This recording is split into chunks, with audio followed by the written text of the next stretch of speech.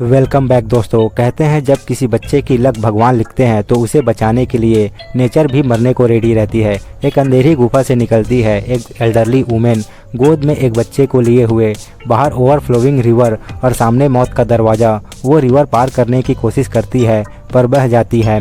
आखिरी सांसों में वो आसमान की ओर देखती है। हे महादेव, इस बच्चे को बचा लेना महिष्मति के लिए।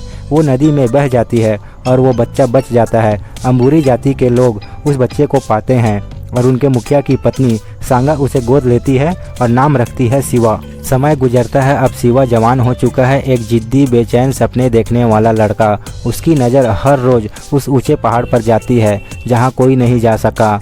उसकी माँ उसे रोकती है और कहती है वहाँ मौत है, पर शिवा को पर्वत नहीं अपनी किस्मत चढ़नी है। वो बार बार कोशिश करता है, गिरता है, चोट खाता है, पर हार नहीं मानता। और फिर एक दिन शिवा वो भगवान के शिवलिंग को अपने कंधों पर उठा लेता है। धरती कांपती है जैसे खुद महादेव उसके भीतर उतर आए हो। और तभी ऊपर से गिरता है एक मुखौटा। शिवा उसे उठाता है और उसकी रगों में आग दौड़ जाती है। अब उसे उस मुखौटे वाली लड़की को खोजना है। वो पहाड़ चढ़ता है, जान की बाजी लगाता है और आखिर में पहुंचता है अवंतिका तक। वो एक योद्धा है जो भल्लाल देव की तानाशाही के खिलाफ लड़ाई लड़ रही है। उनका मकसद राजकुमारी देवसेना को आज़ाद कराना है। शिवा अब सिर्फ प्रेमी नहीं रहा, वो एक योद्धा बन चुका है। वो भल्लाल देव के साम्राज्य में घुसपैठ करता है, देवसेना को आज़ाद कराता है, पर युद्ध छिड़ जाता है।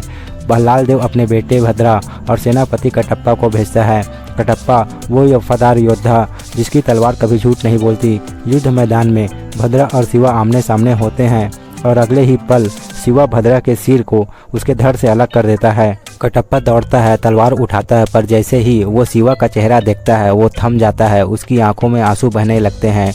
वो घुटनों पर गिरता है। शिवा हैरान हो जाता है। कटप्पा कहता है, तुम ही हो अमरेंद्र बाहुबली के पुत्र, महिष्मति के असली वारिस। बहुत साल पहले राजा विक्रम देव की मृत्यु के बाद राजमाता शिवगामी देवी ने राज्य की बागडोर संभाली। उन्होंने 2 बच्चों को पाला, एक था भल्लाल देव और दूसरा था अमरेंद्र बाहुबली। दोनों में शक्ति थी, पर एक फ़र्क था नियत में। भल्लाल देव को चाहिए था सिंहासन और बाहुबली को चाहिए थी जनता की भलाई। जब कालके जनजाति ने हमला किया, शिवगामी ने कहा जो इस युद्ध में विजयी होगा वही राजा बनेगा। भल्लाल देव ने सबको काट डाला, यहाँ तक कि निर्दोष को भी। पर बाहुबली ने युद्ध जीतकर जानें बचाई।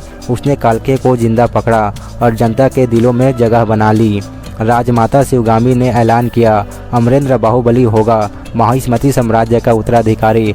और वहीं से शुरू हुई ईर्ष्या, षड्यंत्र और धोखे की कहानी। कटप्पा बोलता है, वो बाहुबली अब नहीं है। शिवा की सांसें रुक जाती है। वो पूछता है, किसने मारा?